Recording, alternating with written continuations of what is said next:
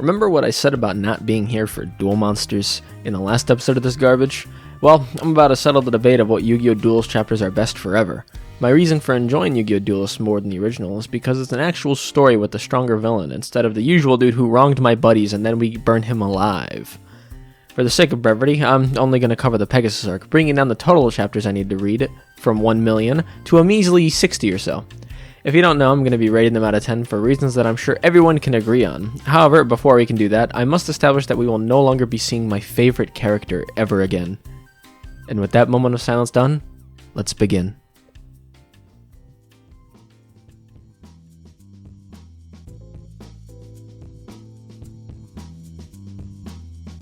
Duel 1. Duel Monsters is reintroduced to us stupid readers, and we see Joey, who despite becoming arguably the third best duelist in the world in a very short while, gets his ass kicked by Anzu. Yugi receives a package with no knowledge on where it comes from, and we discover Kaiba is still mind-broken in the hospital. After watching Rex and Weevil fight on TV, which is an attempt to establish the two as something other than joke characters they would later become, we see Pegasus, who is probably the earliest example of a femboy I've ever seen in my life.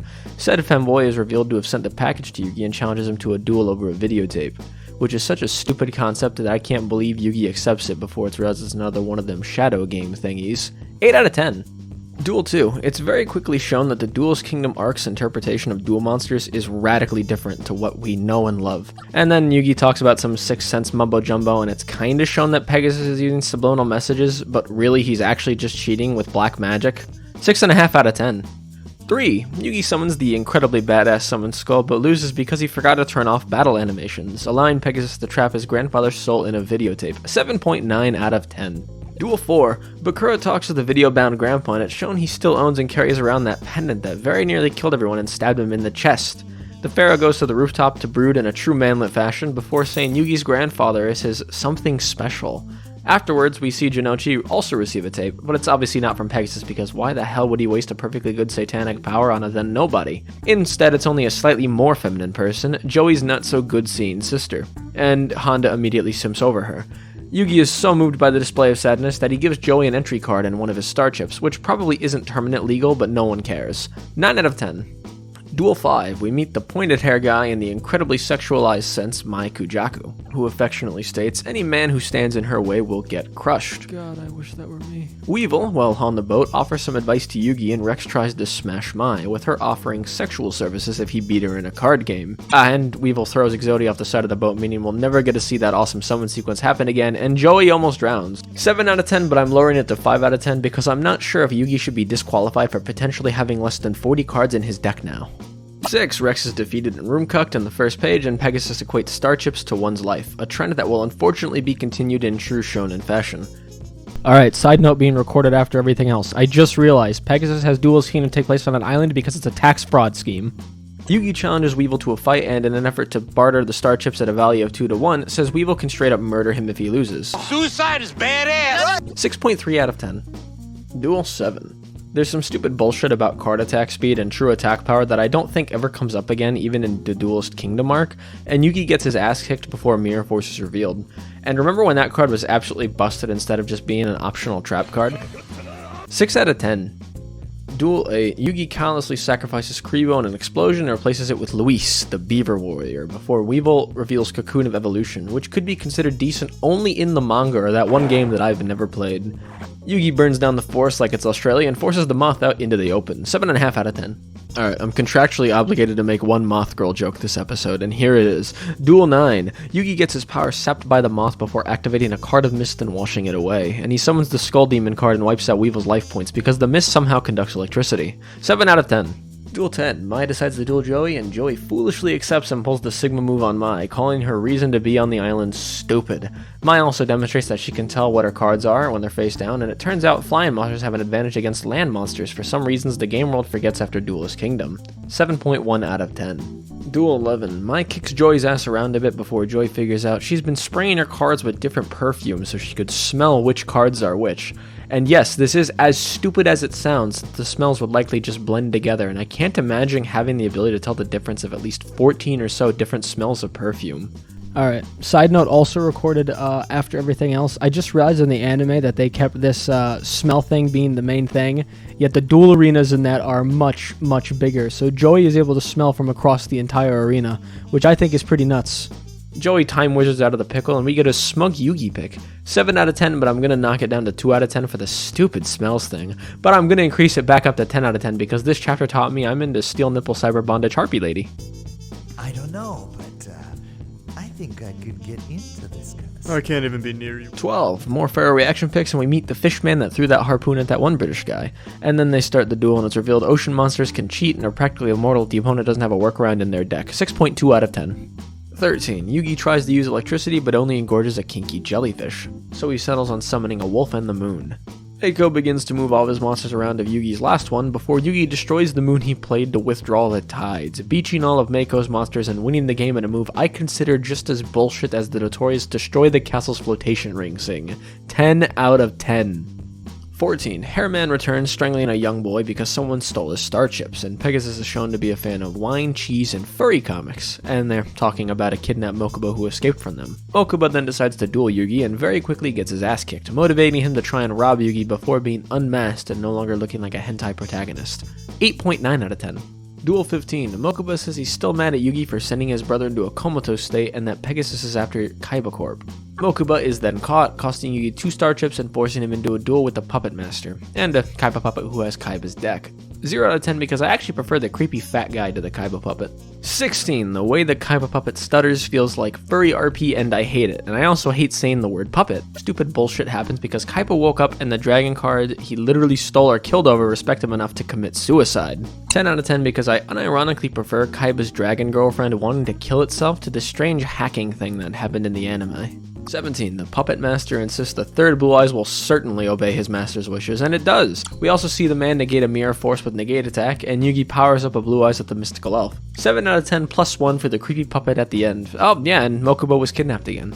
18. Mai is sexually frustrated during card games and uses Rex in an attempt to beat Joey up. Joey insists he doesn't want any help, and the Pharaoh switches back to Yugi because Yugi clearly isn't good enough to help Joey out in a duel. Also, Rex gets called a slave by Mai, and it makes me jealous. 8 out of 10. 19. Joey performs badly, and the Pharaoh insists that helping him win would really make him lose inside but win outside. And we see Flame Swordsman kick ass. 6 out of 10. 20. Rex is a naughty boy who swears, but we see the Red Eyes Black Dragon for the first time, and it's absolutely incredible. And what it's doing in the deck of a character focused on dinosaurs is beyond me. Also, we see the True Man's Way, which is pretty cool. 8.5 out of 10. 21, look, it's that guy who uses a bunch of Trap and Fiend cards and duels for the roses, and Maya's kind of revealed to be a loner, and we get the Taya Booba shot before this absolute unit duels Yugi for more star chips. 5 out of 10. Unrelated side note, do you think shonen comic editors ever told the artist that in order to get that teen sex appeal sale they had to have a certain amount of breast shots per issue? Duel 22, the Pharaoh bets his life again, which I'm just now realizing is kind of fucked up because this is primarily Yugi's body, and I don't think his soul could go back into a corpse, but the Pharaoh's can go back into the puzzle. This absolute unit also has a cool noose gun built into his gauntlet, which means Yugi can't back out of the deal later. 7.9 out of 10. Duel 23, Yugi flexes the Swords of Revealing Light and performs the most obvious playground buff I've ever seen, and it still works! Yugi invokes vivid hallucinations of Panic about to be hung at the gallows, and then winks uncomfortably at him. Panic also attacks the wrong monster because of field positioning, which completely invalidates the photos of summoning squares we see in the player's sections of the duel box, and it feels almost like an in-joke at the column mechanic that we're dealing with today. 8 out of 10. 24. Yugi has predicted half of the cards of this man's deck by now. And the funny destroy the flotation ring incident happens here, and Yugi executes the dude. 10 out of 10 for a cold-blooded penalty game. 25. Kaiba stops a gun with a Duel Monsters card and dumps a man in the middle of the ocean, condemning him to an agonizing death of drowning and exposure. 10 out of 10 for the Kaiba stuff, but overall the My Friendship garbage drags it down to an 8, but I'm gonna bump it back up to a 9 for the end of chapter art. 26. Kaiba pinpoints Yugi's location on the island by sheer coincidence and gets his deck back. And we also see the prototype duel disc, which was always really stupid to me because it turns the game into Radical Frisbee. I feel like Takahashi made this because executives at Konami were testing new ideas to make the real-life game better before realizing the game disc design was stupid and wouldn't work, so we'd never see it again after like 2 duels. 3.5 out of 10. 27. Joey gets beaten up by holograms. 9 out of 10. 28. Kaiba's still an asshole after coming out of a coma, much to Yugi's surprise. 8 out of 10. 29. Kaiba gets lock-blocked and Joey is kidnapped by said most American man alive. 6.3 out of 10. Duel 30. Call of the Haunted makes its appearance with an absolutely sick effect that I'm pretty sure some kid was incredibly sad to learn wasn't used in real life. 8.1 out of 10. Duel 31. I actually have major respect to the author letting Joey nuke himself with a time wizard instead of him using it as a get out of jail free card again. And Yami uses the puzzle to see the cave, which looks like colonoscopy footage. 7 out of 10. Duel 32. Joey wins. That's it. Nothing else important happens in this chapter. 4 out of 10. Duel 33. Keith seals literal teenagers in a cave, from his perspective forever, which I'm sure he knows will lead to a sort of strongest will survive cannibalism scenario as they starve to death underground. Or it would if there wasn't a maze that, let's be real, no one would ever find if they weren't locked in a cave looking for a way out in the first place. Also, Labyrinthal makes an appearance as something other than the lamest normal monster around. 8 out of 10. 34. This one of us will always lie shit just feels like pack filler, and Yugi himself literally brushes it aside as garbage so he can duel instead. Points to the smug I'm a cautious man though. 5.5 out of 10. 35. I'm guessing this actually means Jidai Gumo is the first real trap monster card, at least in the manga, which is cooler than the real Jidai Gumo ever was. 6 out of 10. 36. Joey pulls some equip card bullshit that lets him to use a warrior's fire as a snake and go underground, and we see Gate Guardian being threatening, which fucking kills me considering how that bad boy turned out in real life. 7 out of 10. 37. Another example of a reflected attack from Mirror Force being able to be negated by something that can't stop that kind of shit. 8.9 out of 10, but I'm bringing it up to 10 out of 10 for having what feels like Proto-Duelist of the Roses type game labyrinth design at the end. 38. Ryoku makes its appearance, and it's one of the nuttiest cards in the in-universe game we've ever seen, and it's also one of the causes of my suffering out of universe as well. Aw, god damn it. Yugi also plays Shift in the most specific manner there could ever be in this card game, and they swamped the Makyu brothers. 9 out of 10. 39. Bakura, in a case of holding the idiot ball, starts having a conversation with the series' final villain, puts the ring back on. The face of this guy also reminds me of Mokuba's face when he's talking to Yugi about that syrup bottle in that one chapter. 3 out of 10. 40. Hey, you guys remember Yugi's granddad, right? He's still living the life in the camera in the back of Yugi's backpack. And Kaiba's nearly snapping a man's neck with a suitcase in a scene I think I've only seen replicated in a fetish club. It's still so jarring seeing these Yu-Gi-Oh characters holding guns everywhere, and Kaiba's gonna challenge Yugi to a duel. 7.4 out of 10. Duel 41. Wow, more knockoff AliExpress 1-for-1 quality Frisbee dual disc gaming. Different from the first one because some setting was changed. 2 out of 10, but I'm gonna actually boost it because Kaiba saying Joey's win is a miracle is fucking hilarious. 3 out of 10. 42. Switch is again used in an absolutely bullshit mechanic, and Kaiba's Blue Eyes fusion would be an awesome end of chapter reveal if it wasn't spoiled by the volume title being Blue Eyes Ultimate Dragon. 2 out of 10. 43. Yugi figures out Kaiba's plan and proves my point about Mystic Box being wild, but it doesn't matter much since Kaiba whips out Crush Card, which poisons the entire deck and is a violation of the Geneva Convention. 19 out of 49. 44. Joey rightfully calls out the usage of biological weaponry and everything else is boring. 2.9 out of 10. 45. Blue Eyes Ultimate Dragon is fucking amazing, and the manga version of Living Arrow and the usage of Kariba with Multiply is also really cool. This chapter is the first absolute actual hard hitter with no memes, showing a duel between two actually great duelists. 10 out of 10. I see a man emotionally shut down and threat suicide, and I'm a happy guy. Duel 46 ranks 9 out of 10.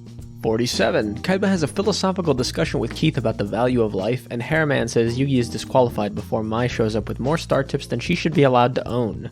Which brings up another interesting problem. If Yugi didn't need those star chips, since it would likely mean there wouldn't be enough in circulation for there to be enough victors, would there be less finalists? 6 out of 10.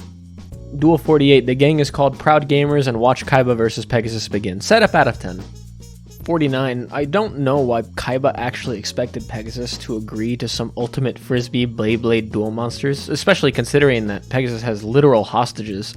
Kaiba also won't duel Mokuba in place of Pegasus for some reason, even though he established the Frisbee as being his sole advantage. So instead we watch him and Pegasus sit down at the little lunch table to duel, and whenever I see the side profile of Kaiba I imagine him with a mullet. 6 out of 10. Duel 50. Congrats for winning the tournament, Norio, but I just want to let you know that being declared the winner of a breed and battle tournament means something incredibly different now. And we also get to see Toon World for the first time, which is so drastically overpowered in universe, it's a cruel joke compared to what we got. 9.2 out of 10. 51. Toon World is literally one of a kind, and Pegasus uses to kill Kaiba. 10 out of 10. Duel 52. Kaiba gets mind sucked and Yugi gives Joey the card that lets him stay in the tournament finals. Major credit to Yugi casually admitting he has absolutely no fucking idea on how to get around Pegasus mind reading though. Oh yeah, and surprise shiny appearance. 8.2 out of 10. 53. Yugi's posture in these panels always looked really awkward to me, but what's even more interesting is that tasty Millennium Ice soup and the yummy Bakura Shadi backstory that isn't going to pay off for quite some time. 7 out of 10. 54. America Man steals from the Japanese before the Japanese retaliate. For the absolute Hulk bandit Keith is in the anime, Joey kicks his ass. Also, prison bars look like they're going through people's heads and it bugs me. 6.5 out of 10. 55. Yugi versus Maestarza and Mirror World is just as busted here as it was in Duel of the Roses. 8 out of 10, but I'm gonna give it a 9 and 10 because of cyber boobage, baby! Duel 56. I have to admit, I prefer the anime's presentation of the Pharaoh holding back this duel because Yugi is hesitant to give him complete control. They add more to it next chapter, but it feels kind of out of nowhere here. 6 out of 10. Duel 57. Duel monsters have pheromones, and I want everyone to know that I think that's pretty cool. Also, Mai has 2 Harpies Feather Dusters, which should be illegal. And then we get more Catapult Turtle shenanigans, baby! He can destroy walls and fortresses. 9 out of 10. Duel 58. Mai whines that she's missing a Feather Duster because she wasted it earlier over 1 card. Cry me a river over losing your Nuts Spell and Trap Destruction card. Also, Yugi literally bluffs his way out of a game loss by giving Mai that INTJ stare. Really, this chapter is fun all around until Blackluster Soldier is brought up for the first time out of nowhere and it feels like an asshole. 9 out of 10. 59. It feels like I have dementia. Everyone's talking about BLS. Dog, I've never seen this thing before in his deck or anyone's deck. Its attack is cool and it's slicing a big dragon in half. I get that. 7 out of 10.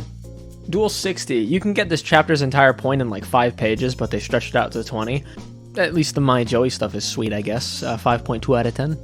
Duel 61. Why are machines so busted? Immunity to an entire class of attack is fucking insane. 7 out of 10. Duel 62. I enjoy the suicidal implications from Keith, and Barrel Dragon is also a treat. 7.9 out of 10. Duel 63. Joey lucks out with Time Wizard, but Keith uses Time Machine, which has the sickest description in-game here since it literally just sends you back in time. It includes a fancy little diagram like you'd see in a time travel-focused movie like Primer, for such an incredibly simple card. 8.8 out of 10. 64. Keith swears a lot, and that's bad. And so is cheating, which he's also pretty good at. Joey wins by going back in time and choosing not to kill Hitler. 7 completeds out of 10.